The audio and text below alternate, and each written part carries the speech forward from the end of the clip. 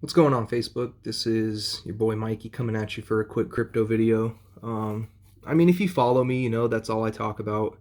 If you have a conversation with me, you know it gets brought up at least once, every other time we speak. Um, it's kind of hard not to talk about something that's going to change your life forever. Um, it's just something that I'm excited about. It's something that I believe in, and it's something that millions of other people believe in too, and they understand the fundamentals behind this technology and where it's going. And I tell people this time and time again. It's literally like talking about the internet in the early 90s. Okay, nobody wanted to hear about the internet. Nobody knew what the fuck people were talking about, right? They thought that they were crazy when someone would bring up email or, you know, the internet or anything like that. You tried to ask someone about that and they looked at you like you had fucking 10 heads on you. But the reality of the situation is that the internet forever changed our world and how we connect and how we communicate and everything. Um, and it's infiltrated every single aspect of our lives. Everything runs on the internet now, you know. Um, and in the next 10 years, now that's being generous. 10 years is everything's going to be implemented into the blockchain. All of our daily transfer of value, um, anything of importance that needs to be stored and recorded, that will always be on the blockchain. Whether it's insurance information, vehicle registration, vehicle VIN, um, you know, tracking the actual movement of items, whether you're buying an item on Amazon or you're tracking where your food came from in the supermarket, or even if your brand new Louis Vuitton kicks are real or not. There will be a chain that you can follow and you can actually see where this product was made, where it was transferred to, how it was made, and all the things that went into that process. It's all going to be recorded. It's all going to be um, you know uh, put on a blockchain, which is the easiest way that I can explain it. um, and I like to say this is one of my favorite quotes, because it puts things into perspective, because a lot of people don't understand this technology. They don't understand how it works or what it means for society as a whole. And the best way I can describe it is to compare it to the internet, right? So you got to think, what did you have to do before the internet was around? What did you have to do to find information, to actually find an answer to a question that you had? Let's say that you're sitting in the living room, with your friends, family, whatever, and you asked a question like, who is the 34th president of the United States? Who was his mother? And when were they both born? That's a pretty in-depth question. And, before the internet, before Google, um, because we can find that answer in about 2 seconds from our phones. We just Google it. But before that, what did you have to do? There was a very very in-depth process that you had to go through. Now, whether you lived close to a library or you had to travel to a library, either way, you had to get your ass up out of your house, get in the car, walk down the street, whatever the case may be, and you had to travel to a library. Now, once you're in that library, whether or not you have a card or whatever, you had to deal with the librarian and get yourself a library card. Now you got your card.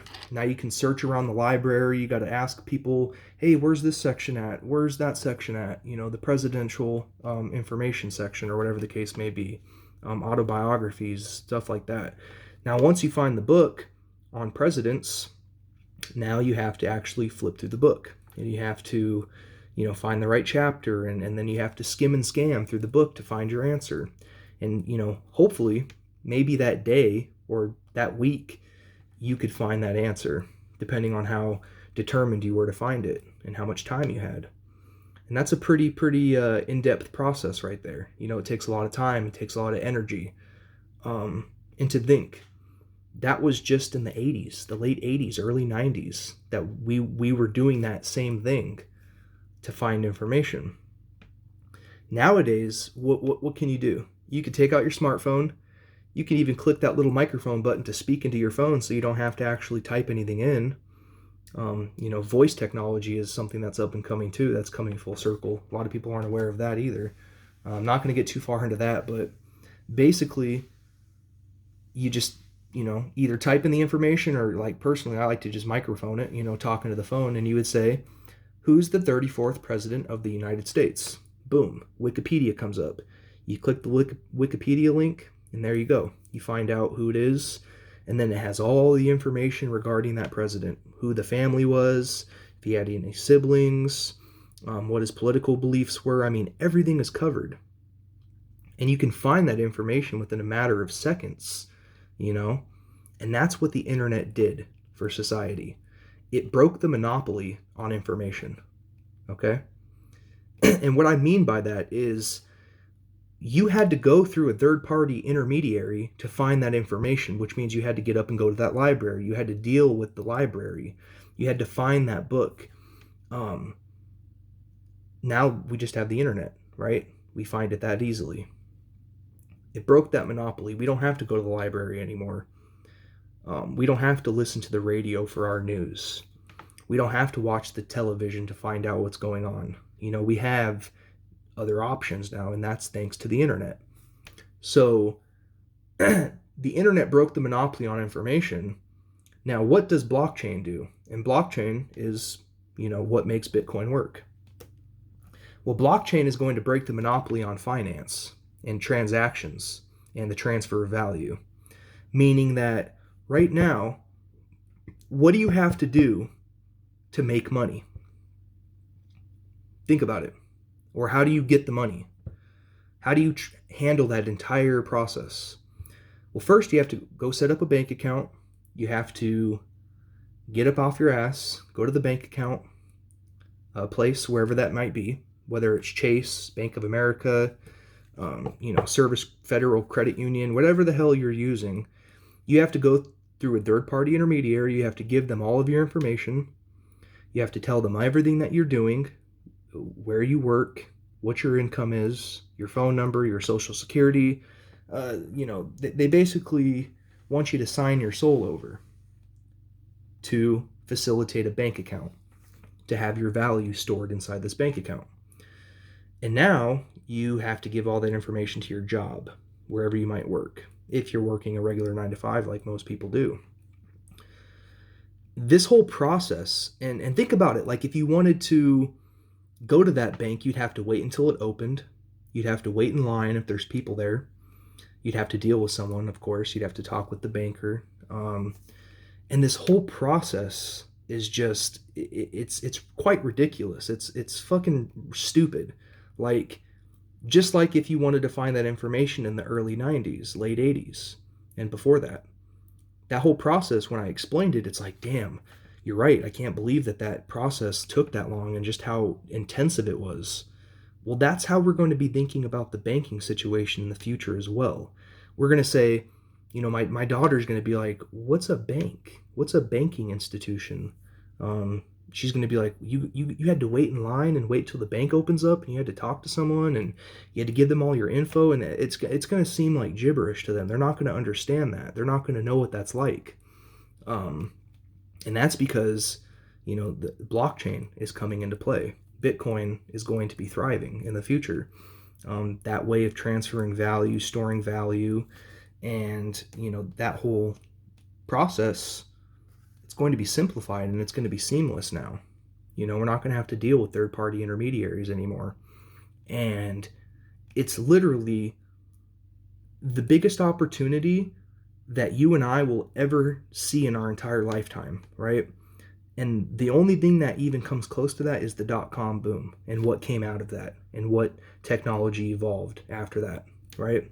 The Googles, the Microsofts, the Amazons, the entire new wave of how our economy, does business and how we facilitate transfers and how we buy things and everything. It's all online. Everything's online. Nobody thought that was going to happen. Nobody's seen that coming. Well, there were people that seen that coming, and these are the people that are millionaires, billionaires, entrepreneurs, business owners, things like that.